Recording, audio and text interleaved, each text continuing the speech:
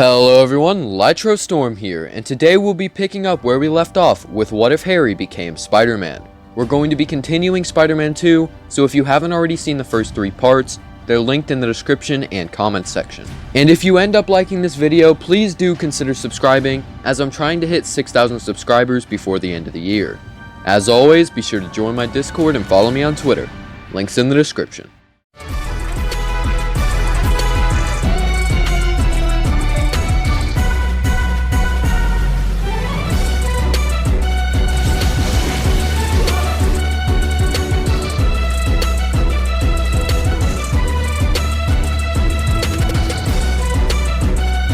Alright, so J. Jonah Jameson would be reporting on Doc Ock's story, and would praise Peter for taking a couple pictures of Spider-Man while that happened. He didn't usually get many good shots of him, as he typically got more normal pictures, which is why his job was barely still there.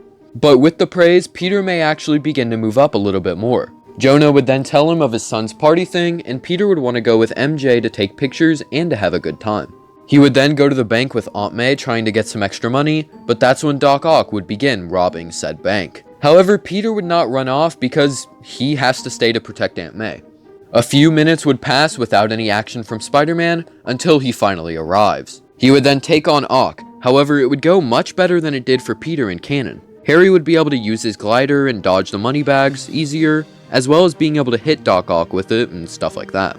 He would then try escaping and would go to grab Aunt May, however he would see Peter Parker standing in front of her. Peter would look at Otto in pity and confusion, but Otto would just simply try to escape. He's having second thoughts about taking Aunt May, and so he just decides not to. Harry, however, was not willing to let a big villain like this escape. He would chase after him, and the two would continue fighting, however Harry would not be able to keep up in this battle forever. Doc Ock at this point was just simply too much for him to handle. Ock would then grab Spider-Man's glider and smack him with it using the arms. This would lead to Spider-Man falling off the building, and soon his glider would fall too, due to Otto throwing it down. The villain would then finally escape, and Harry would barely save himself by webbing the wall and swinging on top of the glider. We would then move into Peter at the party with MJ, and they would be enjoying themselves. However, MJ would notice something about Peter. She would be worried, asking if he was alright, and he would respond that he was fine, it's just that Dr. Octavius tried to attack him and Aunt May. It would be pretty traumatic, as this is the 3rd time something like this has happened. Uncle Ben was shot, the Green Goblin attacked them both, and now Octavius, one of his idols. MJ would say that she was sorry and would hug him, and he would note that at least he still had her.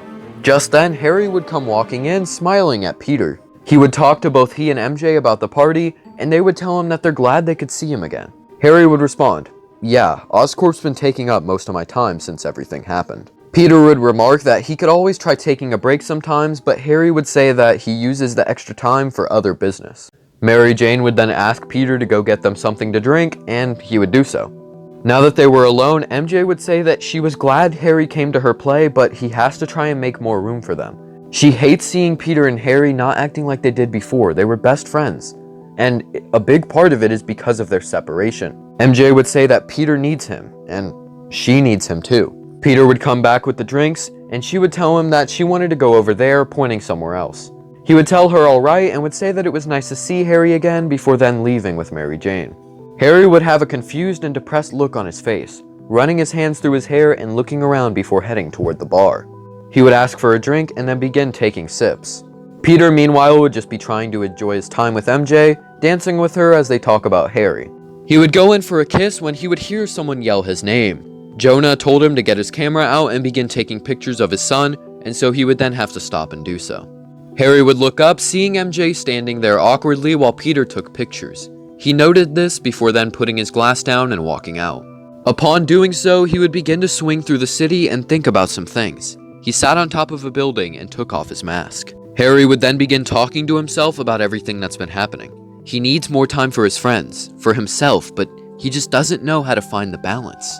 It feels like running Oscorp and being Spider-Man are too much to handle when you only want to be yourself too. He moved on from needing his father's love, but he knows that he hasn't moved past the guilt of Peter's uncle. Even after all this time, those moments still linger in his head. He could have saved him. Peter forgave him, of course, but he can't forgive himself, and to make things worse, Peter has MJ. He has someone to help him with the grief, and he seems to have gotten over it just fine, but why? Why can't he just let it go? He looks at the mask in his hand and clutches it tightly, scrunching up his face in anger and sadness. He knew that he had to put it back on. He had to keep on helping the city, as it was his duty as Spider-Man. But when he puts it back on and jumps, no webs. He falls into an alley. Harry takes off the mask once again and is now scared and angry. He tries webbing again, sticking to the wall. Nothing. Harry then thought of everything. These powers. Spider-Man was what was ruining his life. With these powers gone, maybe it was a blessing. Without them, he could finally move on because he would be someone else. Not the amazing Spider-Man like Bruce Campbell said all that time ago, but just Harry. Harry wasn't the one responsible for Uncle Ben's death. He then looked down at his hands covered by the suit. It was him. He took it off, throwing it in the trash and walking home. Now, we wouldn't get him walking through the town happy or anything, but we would instead get a montage of everything he's doing without Spider-Man. He finishes a board meeting by letting everyone go home for a day, to which they all cheer. He takes some pills and then follows them with water, before shaking his head a bit and smiling. He calls MJ and asks if she's free sometime, and then does the same for Peter. Bernard says that he's going to pick up some things for the store, but Harry takes the list and walks by, telling him that he's got it. He would then be walking home when he would see some cop cars pass, to which he would just keep on walking. We would then switch the scene over to Peter and MJ. MJ would be telling Peter that he had to do it. He had to tell her, and Peter would agree, but he just didn't know if he had the guts to. She would then kiss him and tell him to go get him, Tiger. Peter knocked on the door to May's home and walked in, telling her everything. May was, of course, upset by this like in canon and would walk away. This would leave Peter feeling even more guilty, but he knew it had to be done. He walked out to see MJ and she would ask how it went. Peter would then look at her before shaking his head, and she would comfort him. Moving on, we would see Harry sitting on his balcony, smiling with a drink in hand and just enjoying the view of the night sky, something he hadn't been able to do in a long time. However, that was when Doc Ock made his presence known. He would grab Harry and force him to give him the tritium. Harry did so, not being able to fight back because he lost his powers. However, just before he actually does give it to him, he instead agrees to make a deal, knowing that he couldn't just hand it over to Ock. Harry would tell him that he would give him the tritium if he brings Spider-Man to his house alive. However, Doc Ock would ask where he can find him, to which Harry would respond that he doesn't know. He would leave to hunt down Spider-Man, and Harry would sit on the ground, somewhat laughing in both fear and happiness. He thought that this was the perfect plan, have Otto running around looking for someone who will never show up. That way, he never finishes his experiment, the city is saved, and Harry can just keep on living his normal life. And that is where we'll end off this part, so that way next time we can end the second movie. If you enjoyed this video, please do subscribe and let me know what you thought of it, and how you think the rest will go.